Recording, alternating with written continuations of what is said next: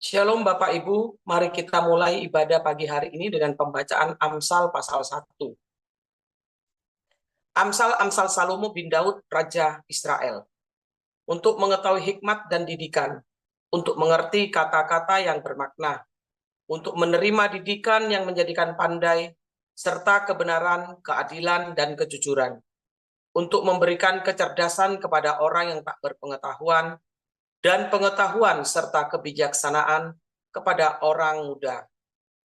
Baiklah orang bijak mendengar dan menambah ilmu, dan baiklah orang yang berpengertian memperoleh bahan pertimbangan. Untuk mengerti amsal dan ibarat, perkataan dan teka-teki orang bijak. Takut akan Tuhan adalah permulaan pengetahuan, tetapi orang bodoh menghina hikmat dan didikan. Hai anakku, dengarkanlah didikan ayahmu, dan jangan menyia-nyiakan ajaran ibumu, sebab karangan bunga yang indah itu bagi kepalamu, dan suatu kalung bagi lehermu. Hai anakku, jikalau orang berdosa hendak membujuk engkau, janganlah engkau menurut. Jikalau engkau berkata, marilah ikut kami, biarlah kita menghadang darah, biarlah kita mengintai orang yang tidak bersalah dengan tidak semena-mena. Biarlah kita menelan mereka hidup-hidup seperti dunia orang mati, bulat-bulat seperti mereka yang turun ke liang kubur. Kita akan mendapat pelbagai benda yang berharga. Kita akan memenuhi rumah kita dengan barang rampasan. Buanglah undimu di tengah-tengah kami, satu pundi-pundi bagi kita sekalian. Hai anakku, janganlah engkau hidup menurut tingkah laku mereka. Tahanlah kakimu daripada jalan mereka. Karena kaki mereka lari menuju kejahatan dan bergegas-gegas untuk menumpahkan darah. Sebab percumalah jaring dibentangkan di depan mata segala yang bersayap, padahal mereka menghadang darahnya sendiri dan mengintai nyawanya sendiri. Demikianlah pengalaman setiap orang yang loba akan keuntungan gelap, yang mengambil nyawa orang yang mempunyainya. Hikmat berseru nyaring di jalan-jalan, di lapangan-lapangan ia memperdengarkan suaranya. Di atas tembok-tembok ia berseru-seru, di depan pintu-pintu gerbang kota ia mengucapkan kata-katanya. Berapa lama lagi, hai orang yang tak berpengalaman, kamu masih cinta kepada keadaanmu itu? Pencemooh masih gemar kepada cemooh, dan orang bebal benci kepada pengetahuan. Berpalinglah kamu kepada teguranku. Sesungguhnya aku hendak mencurahkan isi hatiku kepadamu, dan memberitahukan perkataanku kepadamu. Oleh karena kamu menolak ketika aku memanggil, dan tidak ada orang yang menghiraukan ketika aku mengulurkan tanganku. Bahkan kamu mengabaikan nasihatku, dan tidak mau menerima teguranku. Maka aku juga akan mentertawakan celakamu. Aku akan berolok-olok apabila kedahsyatan datang ke atasmu. Apabila kedahsyatan datang ke atasmu seperti badai, dan celaka melanda kamu seperti angin puyuh. Apabila kesukaran dan kecemasan datang menimpa kamu, pada waktu itu mereka akan berseru kepadaku, tetapi tidak akan kujawab. Mereka akan bertekun mencari aku, tetapi tidak akan menemukan aku. Oleh karena mereka benci kepada pengetahuan dan tidak memilih takut akan Tuhan. Tidak mau menerima nasihatku, tetapi menolak segala teguranku. Maka mereka akan memakan buah perbuatan mereka dan menjadi kenyang oleh rencana mereka. Sebab orang yang tak berpengetahuan akan dibunuh oleh keengganannya, dan orang bebal akan dibinasakan oleh kelalaiannya. Tetapi siapa mendengarkan aku, ia akan tinggal dengan aman, terlindung daripada kedahsyatan malapetaka. Amin. Tuhan Yesus memberkati. Haleluya, salam Bapak Ibu. Puji Tuhan, kita dapat berkumpul bersama-sama dalam ibadah doa pagi. Sebelum kita masuk dalam hadirat Tuhan, memuji dan menyembah Tuhan, mari kita berdoa. Terima kasih Tuhan Yesus, penyertaan dan pelindungan-Mu Kau berikan pada kami Tuhan, sehingga pagi hari ini kami dapat bangun dengan tubuh yang sehat. Terima kasih atas anugerah dan karunia ini Tuhan. Dan saat ini kami akan memuji, menyembah-Mu dalam ibadah ini. Berikan kesatuan hati pada kami Tuhan. Kami rindukan hadirat-Mu turun atas kami di rumah-rumah saat kami menaikkan pujian ini Tuhan. Dan biarlah kuasa-Mu bekerja dengan sempurna dalam ibadah ini. Secara khusus kami berdoa untuk hamba mereka menyampaikan firman-Mu. Mari Tuhan, urapan-Mu bekerja, hikmat-Mu Kau berikan pada hamba-Mu yang sudah Kau persiapkan. Kami siapkan hati dan pikiran kami, dan kami mulai ibadah dengan ucapan syukur di dalam nama Tuhan Yesus. Haleluya. Amin. Naikkan pujian ini Bapak Ibu. Haleluya. Lebih dari yang telah Kupinta. Naikkan pujian ini. Lebih dari yang telah Kupinta, lebih dari yang telah Kupikirkan, semuanya Engkau sediakan dalam hidupku.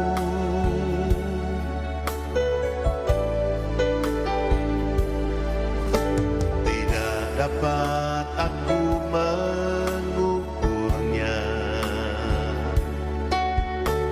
atau dapat aku menghitungnya. Kebesaran kasih-Mu ya Tuhan yang Kau berikan. Haleluya. Ku bersyukur padamu, Kau Tuhan yang mengasihiku. Kaulah jaminan hidupku, hati-Mu ada bagiku. Ku bersyukur padamu, Kau Tuhan yang mengasihiku. Kau jadikan hidup ini lebih indah dan lebih berharga. Naikkan pujian dari awal Bapak Ibu. Haleluya. Lebih dari yang telah Kupinta, lebih dari yang telah Kupikirkan, semuanya Engkau sediakan dalam hidupku.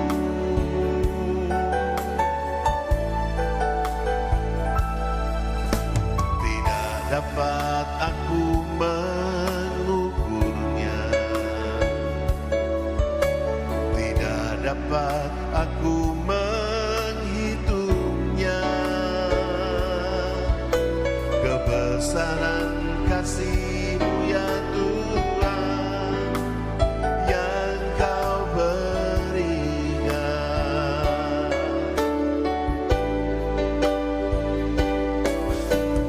Ku bersyukur padamu, Kau Tuhan yang mengasihiku. Kaulah jaminan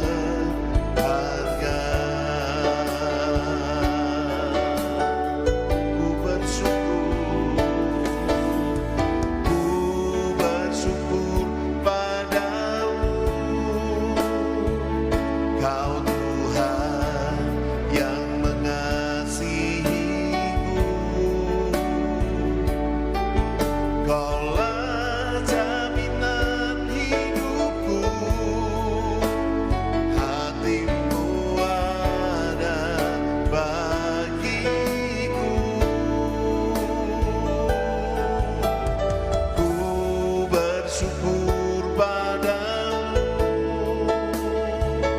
Kau Tuhan yang mengasihiku. Kau jadikan hidup ini lebih indah dan lebih berharga. Kau jadikan hidup ini lebih indah dan lebih berharga. Kau jadikan hidup ini lebih indah dan lebih berharga. Haleluya. Terima kasih Tuhan. Kami rasakan kebaikan-Mu dalam hidup kami.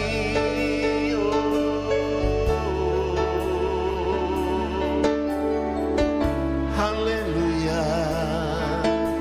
Kami mengucap syukur, kami mengucap syukur. Haleluya.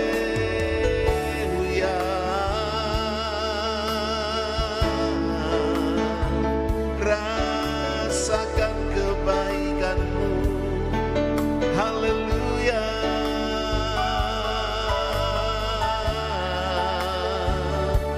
Terima kasih Tuhan. Kami memuji-Mu, kami menyembah-Mu. Haleluya.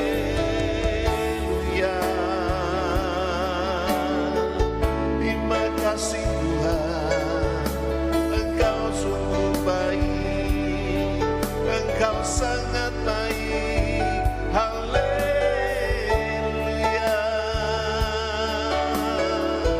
Shalalalalama. Haleluya.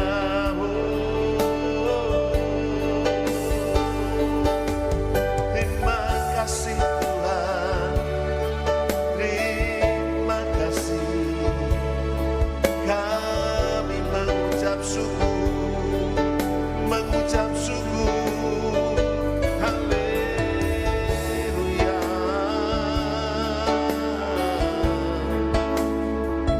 Haleluya. Terima kasih Tuhan Yesus. Tidak dengan tangan yang hampa ku datang ke hadirat-Mu, menyatakan rasa syukurku atas segala berkat-Mu. Tidak dengan tangan yang hampa ku sujud menyembah-Mu,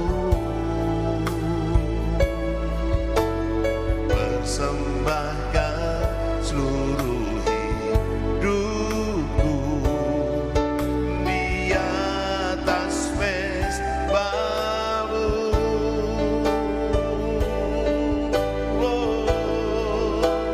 Segalanya yang ku miliki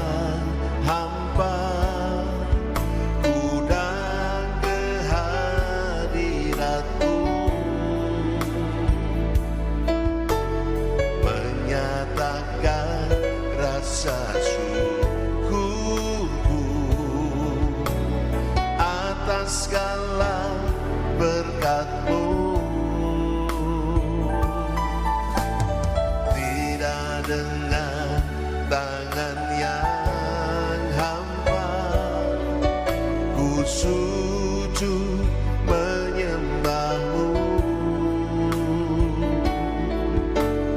persembahkan seluruh hidupku di atas mezbahmu. Oh, segalanya yang ku miliki, semuanya daripadamu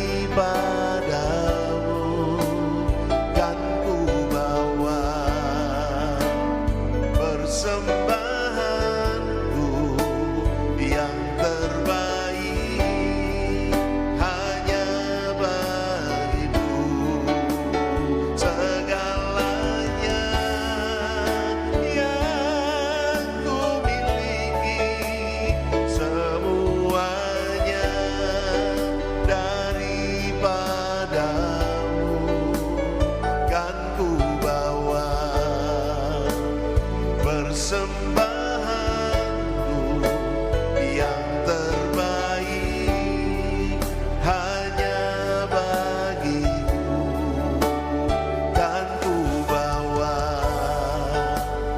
persembahanku yang terbaik hanya bagimu kan ku bawa,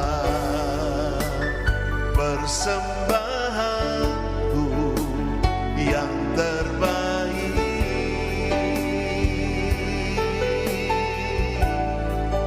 hanya bagimu. Terima kasih Tuhan, yang terbaik hanya bagimu. Oh, haleluya. Kami naikkan syukur hanya kepadamu, yang terbaik hanya bagimu. Oh, haleluya.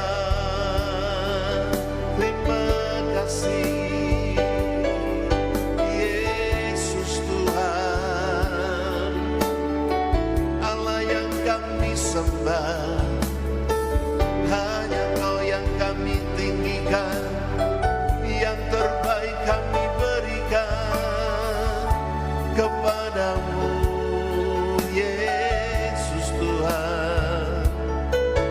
Haleluya.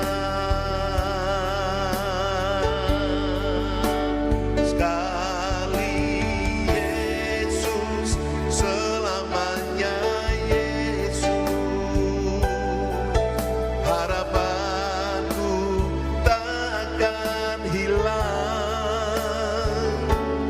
karena kasih-Nya sekarang ku ada. Oh Yesusku, ku cinta Kau selamanya. Sekali Yesus, selamanya Yesus, harapanku takkan hilang karena kasih-Nya sekarang ku ada. Oh Yesusku, ku cinta Kau selamanya. Benar Tuhan, kita naikkan pujian dari awal. Dalam segala keadaan,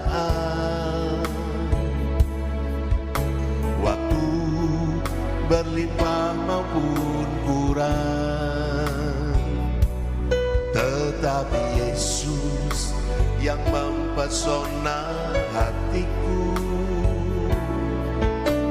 Dia beri damai dan kesempatan baru. Di setiap musim kehidupan,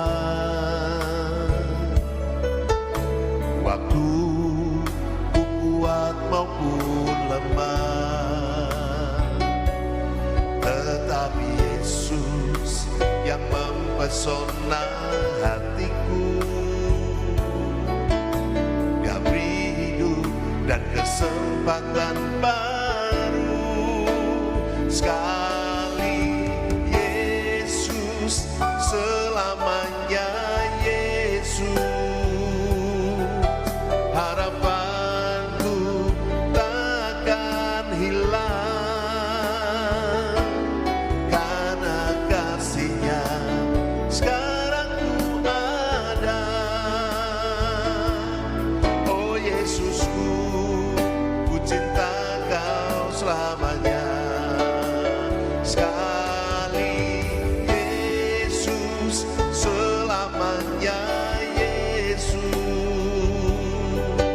harapanku takkan hilang karena kasih-Nya sekarang ku ada. Oh Yesusku, ku cinta Kau selamanya karena kasih-Nya sekarang ku ada. Oh Yesusku, ku cinta Kau selamanya karena kasih-Nya sekarang ku ada. Oh Yesusku,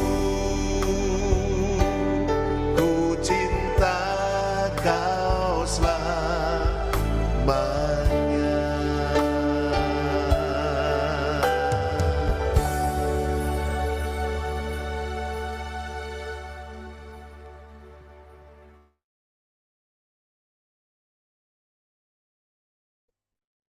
Terima kasih Tuhan Yesus atas kasih yang Tuhan sudah berikan dalam kehidupan kami. Tuhan, biarlah kasih-Mu itu ada dalam kehidupan kami, anugerah-Mu ada dalam kehidupan kami. Tuhan, kalau kami sudah memuji, menyembah, meninggikan nama-Mu Tuhan, biarlah apa yang kami lakukan pada pagi hari ini, pujian kami, penyembahan kami boleh naik di hadapan-Mu sebagai dupa yang harum Tuhan. Terima kasih Bapa, terima kasih kalau sebentar kami tidak menerima firman-Mu. Tuhan, urapi hamba-Mu, Ibu Agnes yang akan menyampaikan firman-Mu Tuhan. Urapi dari ujung rambut sampai telapak kakinya. Biarlah Tuhan, firman Tuhan yang dibawakan, biarlah boleh menjadi kekuatan bagi kami, setiap kami yang mendengarkan. Biarlah kehidupan kami semakin hari semakin bertumbuh, semakin hari semakin berkenan kepadamu Tuhan. Tuhan juga urapi setiap kami yang mendengarkan firman-Mu. Berikan kami telinga, berikan kami hati, bahkan berikan kami lebih sungguh-sungguh untuk mendengarkan firman-Mu Tuhan. Terima kasih Bapa, terima kasih.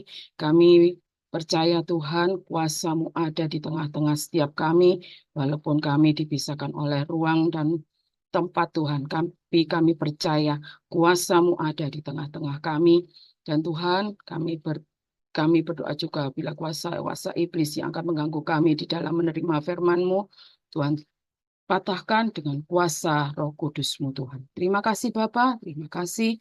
Kami siap untuk menerima firman-Mu hanya di dalam nama Tuhan Yesus Kristus. Haleluya. Amin. Selamat pagi Bapak Ibu Saudara, dimanapun Anda berada pada hari ini. Shalom. Salam damai sejahtera di dalam kasih Tuhan Yesus Kristus. Bapak Ibu Saudara sekalian, perjalanan rohani kita semuanya pasti akan diwarnai apakah itu pertumbuhan atau mungkin kadangkala saudara mandek ya, bahkan kemunduran. Tapi seharusnya secara positif harus diwarnai dengan pertumbuhan dan perubahan yang terus-menerus. Dan bagaimana kalau murid-murid sekolah harus assessment ya, harus ada waktu di mana dites, diuji. Siapa saudara? Pengujinya adalah Allah sendiri. Ukurannya adalah firman Tuhan. Nah, hari ini saya akan berbicara dengan satu tema kerohanian yang dewasa. Kerohanian yang dewasa.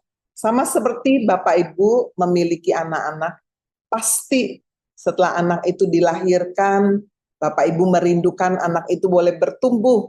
Ya, dari waktu ke waktu ada pertumbuhan, ada perubahan. sehingga bisa menjadi seorang yang dewasa, melakukan tanggung jawab bagi orang-orang dewasa. Nah, hari ini saya akan mendasari firman Tuhan dari Injil Markus pasal 7 ayat 1 sampai dengan ayat 15, di mana di dalamnya kita mendapati pelajaran-pelajaran yang luar biasa mengenai kerohanian yang sesungguhnya, yang sejati, yang dewasa, di mana kita bisa mendapatkan bagaimana pandangan-pandangan dari Tuhan Yesus Kristus sendiri yang membawa kita bisa mengukur kita ini sudah dewasa atau belum, ya. Saudara siap untuk kita melakukan assessment, ya? Kita akan diukur, kita akan diuji kerohanian kehidupan kita. Yang pertama, sudah kita melihat di dalam Markus pasal 7 ayat 1 sampai dengan ayatnya yang kelima. Mari kita simak bersama-sama ayat ini, Markus 7 ayat 1 sampai dengan ayat 5. Demikian bunyi firman Tuhan, pada suatu kali serombongan orang Farisi dan beberapa ahli Taurat dari Yerusalem datang menemui Yesus. Mereka melihat bahwa beberapa orang muridnya makan dengan tangan najis, yaitu dengan tangan yang tidak dibasuh. Sebab orang-orang Farisi seperti orang-orang Yahudi lainnya tidak makan kalau tidak melakukan pembasuhan tangan lebih dulu, karena mereka berpegang pada adat istiadat nenek moyang mereka. Dan kalau pulang dari pasar, mereka juga tidak makan kalau tidak lebih dahulu membersihkan dirinya. Banyak warisan lain lagi yang mereka pegang, umpamanya hal mencuci cawan, kendi, dan perkakas tembaga. Karena itu, orang-orang Farisi dan ahli-ahli Taurat itu bertanya kepada Yesus, mengapa murid-muridmu itu tidak hidup menurut adat istiadat nenek moyang kita, tetapi makan dengan tangan najis? Nah, Bapak Ibu Saudara sekalian, kita melihat ya bagaimana di sini ada 3 kelompok, yaitu orang Farisi, lalu kemudian saudara ada murid-murid Yesus, dan juga ada Tuhan Yesus di situ. Apa saudara yang menjadi satu ukuran, ya, kedewasaan rohani kita? Kita belajar saudara ya melalui perikop dari Markus 7 ayat 1 sampai 15. Yang pertama, saudara, ukuran kedewasaan rohani adalah tidak menghakimi dan menyalahkan orang lain. Nah, Bapak Ibu Saudara, sehebat apapun ibadah saudara setiap hari ibadah, doa pagi, mungkin saudara juga pergi ke gereja dan melakukan pekerjaan-pekerjaan Tuhan yang lainnya, ya mungkin sudah banyak memberi dan sebagainya. Tetapi setiap kali saudara melihat orang lain, kita langsung hakimi. Ya. Kok bisa sih kayak begitu? Wah, itu berdosa lu, dan sebagainya. Kita menyalahkan orang lain. Jadi Bapak Ibu Saudara sekalian, dikatakan pada saat orang-orang Farisi, ahli Taurat ini melihat bahwa murid-murid Yesus itu makan tanpa membasuh tangan lebih dulu, langsung ya dihakimi, langsung dikritik. Kok makan pakai tangan najis sih? Nah, ya mungkin saudara kalau tegurannya, loh kok tangannya kotor, tidak higienis, mungkin sesuatu yang berbeda ya. Kok tangan najis? Sudah tahu kan arti najis itu kan bertentangan versus dari kata kudus. Artinya, saudara, tangan yang najis, tangan yang memalukan gitu ya, tangan yang di dalamnya ada dosa. Jadi, Bapak Ibu, sesuatu yang lahiriah. Saudara, tentu aja kalau seseorang mau makan harus cuci tangan dulu. Kalau baru bepergian tempat jauh, lalu kita membersihkan diri lebih dulu. Warisan-warisan seperti itu, kebiasaan-kebiasaan seperti itu, apalagi bagi orang-orang yang tinggal di Timur Tengah ya, yang banyak debu, panas, dan sebagainya, merupakan hal yang bagus sekali. Itu satu etika yang baik. Tetapi Bapak Ibu, ketika kemudian melihat orang lain tidak melakukan seperti yang mereka lakukan. Nah, disinilah saudara kita harus waspada. Bapak Ibu saudara sekalian, inilah ciri yang pertama, ukuran kedewasaan rohani, yaitu tidak menghakimi dan menyalahkan orang lain. Jadi Bapak Ibu saudara, karena apa? Karena penghakiman itu seringkali kita tujukan ketika kita lebih banyak melihat hal-hal yang lahiriah. Ya. Loh, kok dia pakai bajunya seperti itu? Oh, dia kok dandannya seperti itu dan sebagainya ya.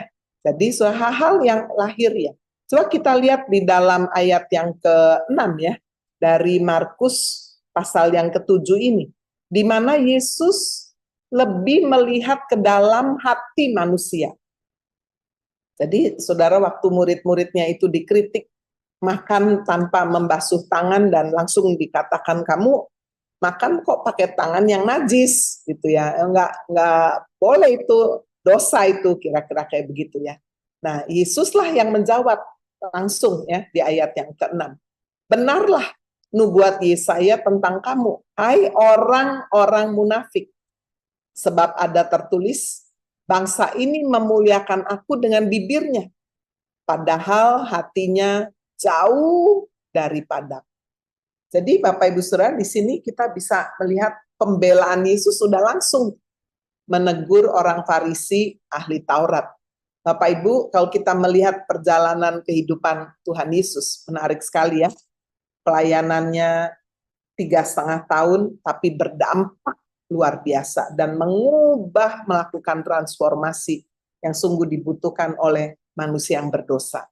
Khususnya adalah keselamatan. Nah, Bapak Ibu Saudara, kita bisa melihat bagaimana ketika Yesus berhadapan dengan orang Farisi dan ahli Taurat ini, rasanya kayaknya tuh di dalamnya apa ya, marah gitu ya. Wah, kamu keturunan ular beludak, kamu ini orang-orang munafik, wah ya. Rasanya kamu ini kayak kuburan yang dilabur putih-putih depannya, isinya cuma tulang belulang. Tuh, saudara bayangkan ya, kalau kita hanya lihat sisi ini, sepertinya aduh Yesus ini ngamukan ini ya, gitu ya. Tapi sesungguhnya Bapak Ibu Saudara sekalian, coba bandingkan ketika Yesus bertemu dengan perempuan berdosa yang diseret saudara oleh orang Farisi ahli Taurat, kedapatan berzina pagi-pagi benar, kengangguran saudara ya, pagi-pagi benar, bukan ikut ibadah doa pagi-pagi benar sudah nyantrongi, sudah nungguin orang, menjebak orang berdosa untuk dibawa kepada Yesus. Tapi sudah kita juga lihat orang berzina nggak mungkin hanya perempuan saja kan? Bagaimana? Mana laki-lakinya? Kenapa yang pria tidak dibawa ke hadapan Yesus? Nah, disinilah kita juga bisa melihat saudara ya, isi hati daripada orang Farisi ahli Taurat ini sudah diketahui oleh Yesus. Kamu ini munafik. Kamu itu sebetulnya hatinya jauh daripadaku. Nah, saudara, kembali ya kita lihat pada saat Yesus dihadapkan kepada perempuan yang berzina ini. Apakah dia marah, kamu dasar perempuan berdosa tidak tahu diri kamu, dan wah mungkin dikata-katai hal-hal yang kasar. Tidak, Yesus tidak lakukan itu. Kita semua tahu ceritanya. Semua saudara orang Farisi ini meminta Yesus untuk menghukum wanita ini. Bukankah itu yang tertulis di dalam Perjanjian Lama? Kedapatan berzina harus dirajam batu. Tapi di sisi yang lain, saudara, seandainya Yesus lakukan itu, mereka juga akan menjebak Yesus dan berkata, lalu di mana pengajaran kasih? Di mana kasihmu? Ah, ya. Jadi Yesus memang diperhadapkan kepada satu dilema.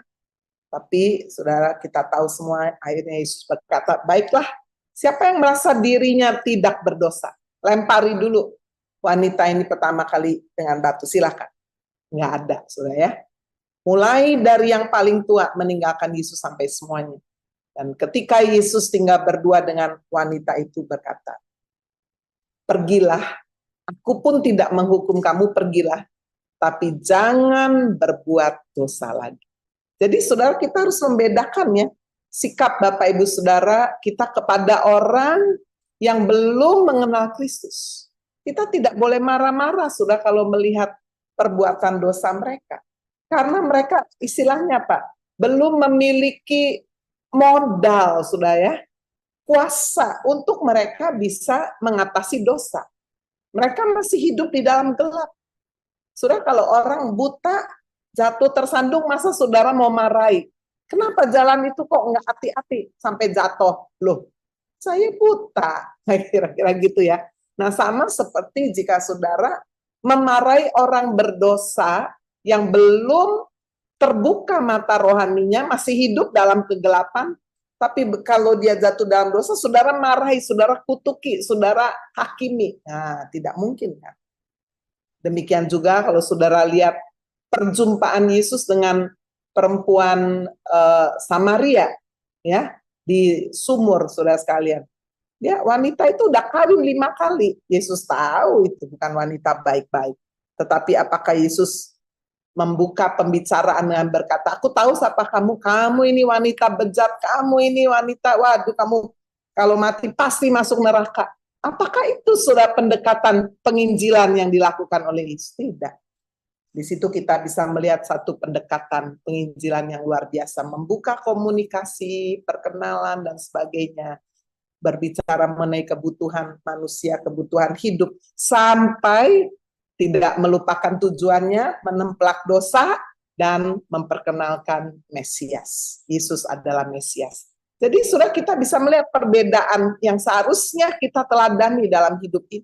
Saudara, kalau melihat suamimu belum di dalam Tuhan, aduh Bu, ngomongannya begini-begini ya.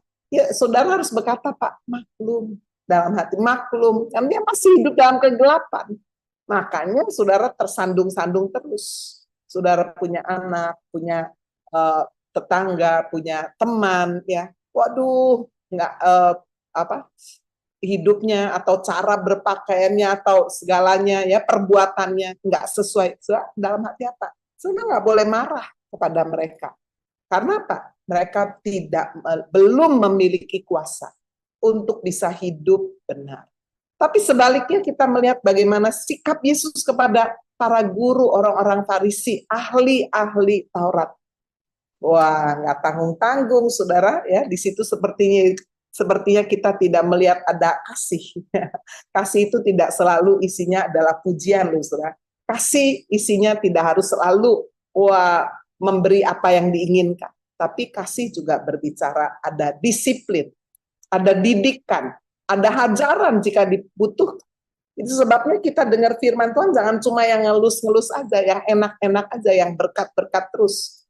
Tetapi ada saat, apalagi jika kita sudah keluar dari kegelapan kepada terang yang ajaib, maka kita juga membutuhkan ajaran. Jadi Bapak Ibu Saudara, kita bisa melihat bagaimana Yesus menunjukkan kemunafikan ya dari orang-orang Farisi. Karena mereka hanya menghakimi hal-hal yang luar. Sementara yang dalam, kamu hatinya jauh daripadaku. Nah, engkau hanya memelihara hal-hal yang penampilan di luar. Bapak Ibu Saudara, mari kita belajar mempraktekkannya bagian yang pertama ini. Untuk kita tidak gampang-gampang menghakimi orang, menyalahkan orang lain. Coba kita lihat bagaimana status kehidupannya. Termasuk sudah kalau sudah melihat ada orang Kristen jatuh dalam dosa atau melakukan hal-hal yang tidak senonoh, kita lebih banyak mendoakan daripada kita membicarakan, menghakimi.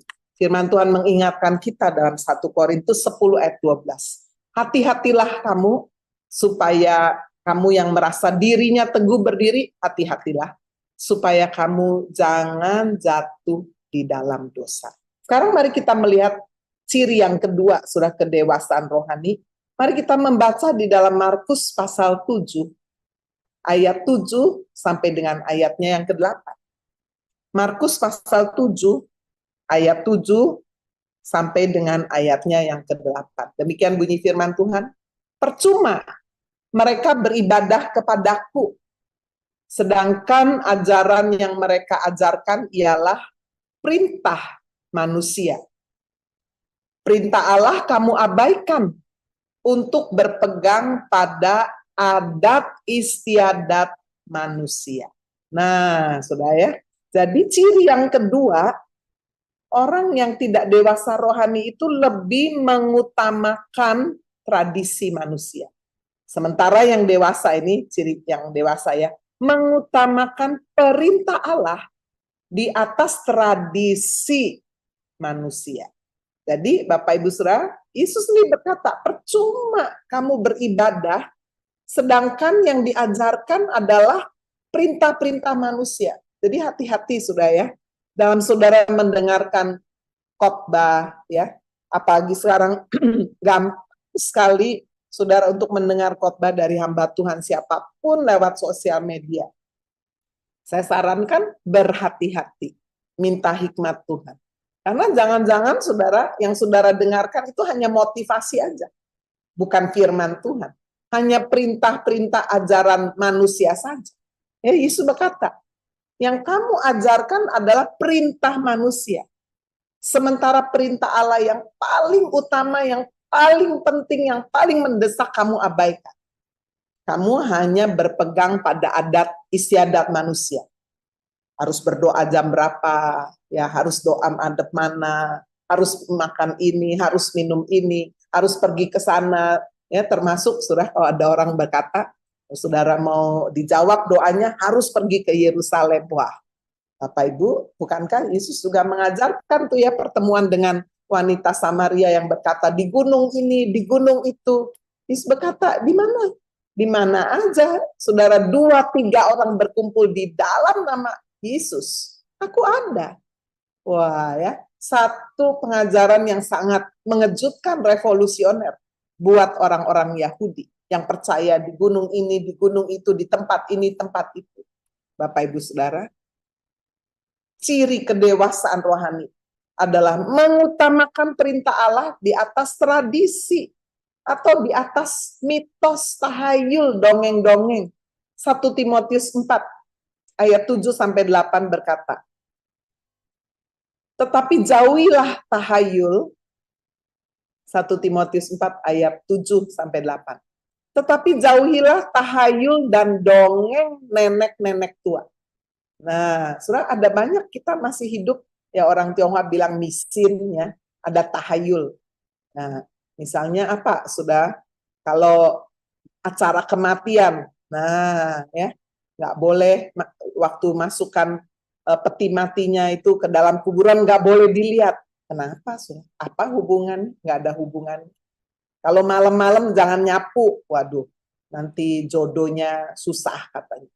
Dan banyak sudah tahayul yang sebagai orang Kristen masih percaya, nggak percaya kayak begitu, ya kita mesti jalankan. Mau bangun rumah, harus ada hitungannya dulu. Mau menikah, dihitung dulu tanggal baiknya kapan, hari baik. Wah, Bapak Ibu, itu sebabnya Paulus juga berbicara ribuan tahun lalu, jauhi tahayul, dongeng nenek-nenek tua. Latih dirimu itu beribadah, latih. Lalu selanjutnya di ayat 8 dikatakan latihan badani terbatas gunanya. Kamu kalau cuma mikirkan yang badani memang ada gunanya, tapi terbatas. Tapi ibadah itu berguna dalam segala hal. Karena mengandung janji baik untuk hidup ini maupun untuk hidup yang akan datang. Jadi hati-hati saudara dengan tradisi-tradisi, dengan kebiasaan-kebiasaan adat istiadat yang mengabaikan perintah Allah. Di atas semuanya adalah perintah Allah, kita tidak boleh kompromi. Ya, contoh Bapak Ibu Saudara sekalian, kalau kita mengunjungi orang yang sedang berkesusahan, dia dari agama yang lain, ya masih pegang dupa dan sebagainya, kita harus tegas. Saudara, karena ketika kita juga lakukan ini, apa yang penting hati saya enggak ke situ, hati saya kepada Tuhan. Tapi Bapak Ibu ketika saudara melakukan ini, saudara udah masuk menerima ya penyembahan yang mereka tunjukkan, saudara. Ya, dupa itu sudah tahu, semua orang sudah tahu ditujukan saudara untuk arwah ya, untuk orang-orang yang mati. Itu sebabnya Bapak Ibu saudara kita berani untuk berkata maaf ya, saya itu tidak sesuai dengan iman saya. Jadi saudara ada adat istiadat, ada perintah-perintah manusia yang saudara harus berani menolak, bertentangan. Jadi Bapak Ibu Saudara, sementara memang ada tradisi budaya yang tidak bertentangan. Misalnya Imlek sudah kasih angpau, ya nggak bertentangan lah. Itu cuma ya itu tradisi yang baik yang kita jaga, budaya aja. Ya, supaya kita yang sudah tua, yang lebih tua, sudah menikah mengingat ini loh, yang kecil-kecil yang masih belum menikah, ya udah kita kasih angpau. Ya, ucapan syukur seulang tahun, ya udah ucapan syukur, Tuhan sudah tambah lagi 1 tahun, ya udah benar-benar kita merayakannya, bersyukur, ya itu juga budaya, kebiasaan. Ya. Jadi Bapak Ibu Saudara, ada tradisi budaya yang tidak bertentangan. Nggak apa-apa, sudah kita menjalankannya. Saudara yang mungkin dari keluarga yang belum di dalam Tuhan ya, ada waktu di mana mereka merayakan hari-hari raya tertentu. Nggak apa-apa saudara datang, makan bersama, silaturahmi, saling memaafkan. Ya, itu adalah satu budaya yang tidak bertentangan. Jadi firman Tuhan sudah mengingatkan kita. Ada yang harus kita tolak, misalnya budaya poligami. Nah, di tempat tertentu nggak apa-apa poligami. Kita tentu harus menolak. Atau saudara mengorbankan anak, dipersembahkan ya. Ada yang sampai masuk ke Gunung Merapi, ada yang masuk ke laut dan sebagainya. Tentu kita tumbal dan sebagainya. Tentu itu kita harus menolak. Jadi Bapak Ibu Saudara, coba kita lihat ya. Markus pasal 7 ayat 9. Yesus berkata pula kepada mereka, sungguh pandai kamu mengesampingkan perintah Allah supaya kamu dapat memelihara adat istiadatmu sendiri. Markus 7 ayat 9. Well. Ya. Sungguh pandai kamu mengesampingkan perintah Allah supaya kamu dapat memelihara adat istiadatmu sendiri. Jadi hati-hati Bapak Ibu Saudara, ketika sudah menjalankan adat istiadat, saudara harus merenung dan saudara harus mengukurnya. Ini bertentangan nggak ya dengan perintah Tuhan? Jika saudara jarang membaca firman Tuhan, maka screeningnya itu ya, roh membedakan, karunia roh membedakannya nggak jalan. Sama seperti seorang karyawan atau karyawati bank yang setiap hari ngitung uang. Sehingga begitu satu ada yang nggak benar, dia langsung pegang. Kok bisa tahu ya, gimana setiap hari udah pegang yang benar. Ya, sehingga begitu sudah dia pegang yang palsu, dia udah tahu. Sama, bagaimana saudara, itu namanya adalah discernment spirit, ya, karunia roh yang bisa membedakan. Dengan cara apa? Membaca firman setiap hari, membaca firman. Firman Allah itu kebenaran, ya. Firman Allah itu roh yang mengubahkan. Firman Allah itu seperti pedang bermata dua. Firman Allah itu juga seperti obat, seperti madu, menguatkan. Jadi Bapak Ibu Saudara, kalau kita terus makan firman Allah, saudara-saudara sekalian, maka begitu yang tidak benar itu datang, langsung, wah ini enggak, ini tidak sesuai. Ya, jadi Bapak Ibu Saudara sekalian, ini adalah ciri yang kedua. Yang ketiga, yang terakhir, mari kita membaca dari ayat 14, Markus pasal 7 ayat 14 sampai dengan ayat 15. Markus pasal 7 ayat 14 sampai 15. Lalu Yesus memanggil lagi orang banyak dan berkata kepada mereka, kamu semua dengarlah kepadaku dan camkanlah. Apapun dari luar yang masuk ke dalam seseorang tidak dapat menajiskannya. Tetapi apa yang keluar dari seseorang, itulah yang menajiskannya. Jadi Bapak Ibu, ciri kedewasaan rohani adalah memiliki kehidupan yang bersih dari dalam keluar. Ya, jadi saudara clean inside and out. Jadi saudara sekalian, seperti yang Yesus katakan itu.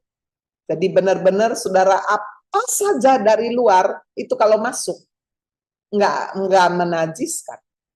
Tetapi saudara, kalau itu adalah dari dalam keluar, itulah menajiskan.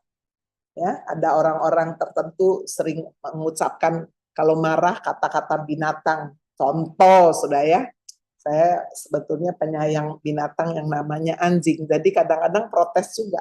Kenapa kata-kata makian itu orang keluarkan kata anjingnya, padahal anjing itu setia loh. Jauh lebih setia daripada manusia. Lebih baik, sangat loyal. Ya, tapi itu sudah konotasinya begitu orang mengucapkan kata itu, wah orang bisa marah, dia maki-maki. Jadi saudara, apa yang keluar ya dari dalam keluar itulah yang menajiskan. Sementara kalau saudara dari luar, nah ada suku-suku tertentu makan anjing ya. Aduh, kalau saya nggak tega lah ya. Tapi ada sih suku-suku tertentu makan daging anjing. Nah, kalau kita ukur saudara dengan ayat ini, apapun dari luar yang masuk tidak menajiskan.